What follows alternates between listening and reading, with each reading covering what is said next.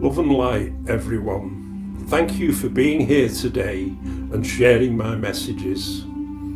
I've been in practice for over 30 years working with altered states of consciousness, and my resume is on my website. With this film, I'm going to explain to you the way I work and what I've learned through my journey working with hundreds of clients and spirits, because sometimes spirits need help as well. Serial killers, their metaphysical and psychological invocation and development from present life, past life and spirit possession. The following examples are from renowned serial killers. A more detailed description of their actions may easily be found online. In the present lifespan, most often developmental, when an individual experiences psychological trauma which causes fragmentation and dissociation, often portals open for the invocation of evil influences, including spirits. A simple example: a child is molested. The abuse remains in the victim as a portal of anger and a feeling of hate. These feelings are externalized and transferred through what are often distorted trigger points. If this manifestation of maladaptation moves from neurosis to psychosis, physical psychopathy may be the result, involving attack. If evil spirit have the opportunity to monopolize and influence the individual, voices from spirit may be heard by the disturbed victim, and serious attacks or killings may occur. The latter may be more intense if drugs or alcohol are involved. An example would be Pedro Lopez, born 8th of October 1948, a case of developmental possession.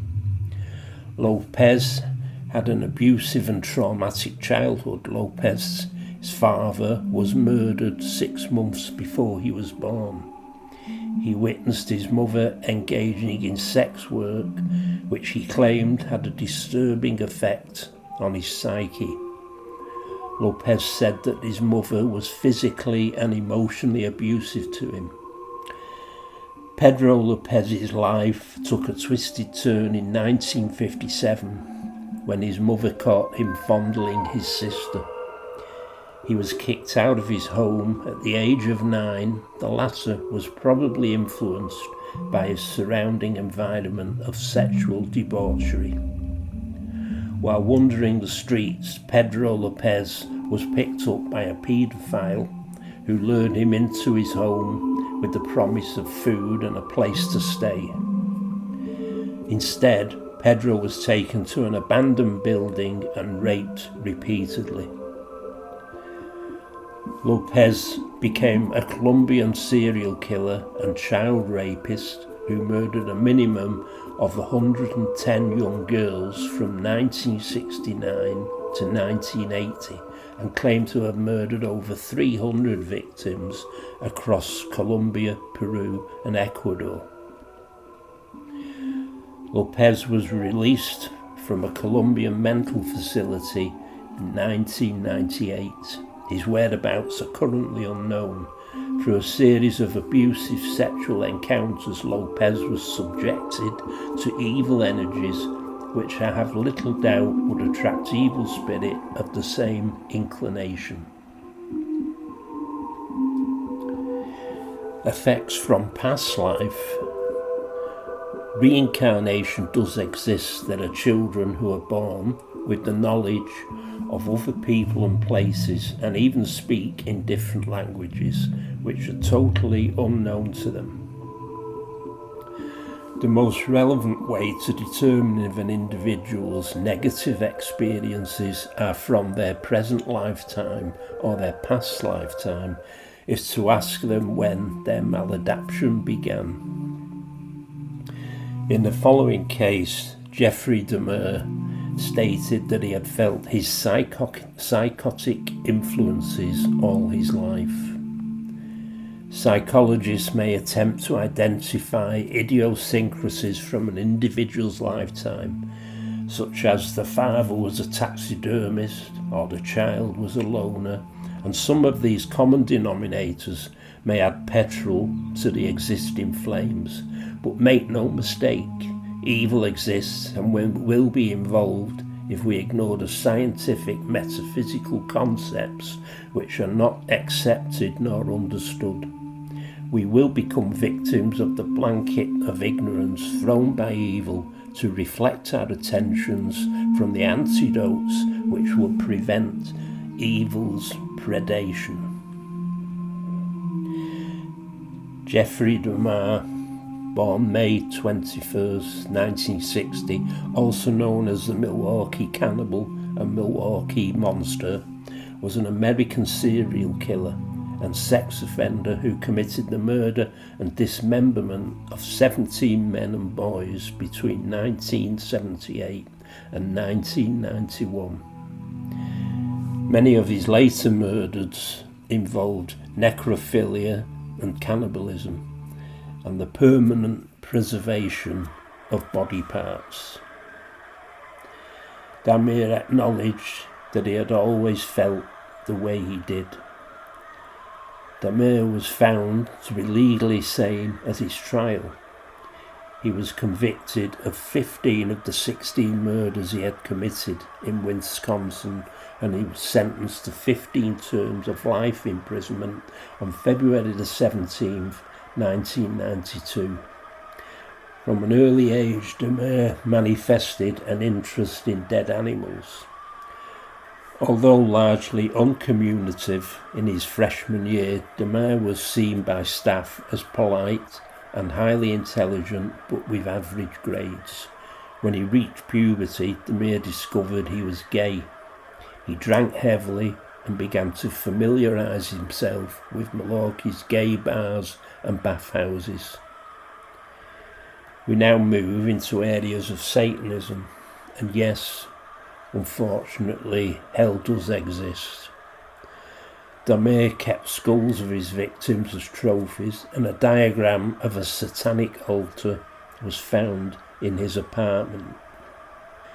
The police found 4 severed heads in the kitchen and a total of 7 skulls, many of them painted.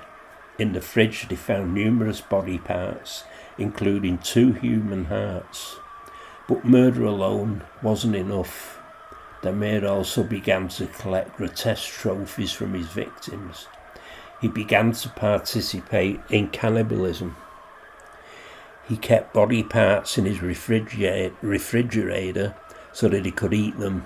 He also began drilling holes into the skulls of his victims while they were drugged and still alive. He would then pour hydrochloric acid into the victim's brain, a technique that he hoped would put the person in a permanent and submissive state of total control and possession. Thoughts of suicide usually accompany an association with hell-bound spirits and their influences. Depression, anxiety, neurosis, psychosis, and addictions are all tools from evil. For they are soul collectors, and the victim is required to take their own life. During his time in prison, Dahmer had constant thoughts of suicide, but he never had the chance to take his own life. On November 28, 1994, a fellow inmate and convicted murderer named Christopher Scavar beat Dahmer to death with a metal bar in the prison bathroom. According to Scavar, Jeffrey Dahmer neither fought back nor made a sound during the attack, but instead appeared to accept his fate. Dahmer's mother told the Milwaukee Sentinel if he'd have had a choice, he'd have let this happen to him. His victims ranged in age from 14 to 33, and most of them were black. From my experience of working with spirit release and many disturbed clients, I would expect severe trauma from Damir's past lifetime. Common denominators are black men, cannibalism, sexual abuse, and a significance for the collecting of human skulls and the ritual significance of the altar which Damir designed. It would not surprise me in the least if Damir was ritually killed in his past life. Ritual murder and cannibalism in Africa were often related to sorcery. Headhunters and others often consumed bits of bodies or heads of deceased enemies as a means of absorbing their vitality, powers, or other qualities. Human heads were kept as a token of power. We do have a dark history, and even today people's heads are being cut off because of their religious beliefs. The latter, I hope, brings some perspective to what seems to be incomprehensible acts of evil. There are reasons, and they do come from hell, which unfortunately is not accepted. Possession. Many serial killers relate to voices telling them what to do, and many often apologise to the victims for the abuse they are perpetrating. Often when an individual is possessed by another spirit, ambivalence leads to confusion and problems recalling the actions they have been part of. Possession and coercion, solidification through the condensation of social constructs and mechanisms of belief. We only need to reflect on our leaders such as Hitler and Putin to see how easily possession for greed and power may open portals of a hell-bent destruction on Earth. I have several films in my collection on YouTube explaining the concept of spirit release, which is quite simple and easy to understand. Basically, evil spirits attach with the hope for possession via psychological or physical fragmentation. Although some may sometimes jump like fleas onto some unsuspecting appropriate host, as is often the case through the simplicity of lost or confused spirits who simply need guiding to the light. And in its simplest form, Jesus tells us from the Bible that anyone may release spirit in his or our Father's name. Mark 9:38-39. Teacher, John said, we saw someone driving out unclean spirits in your name, and we told him to stop because he was not one of us. Jesus replied, do not stop him, for no one who does a miracle in my name can in the next moment say anything bad about me. Thank you for sharing this film.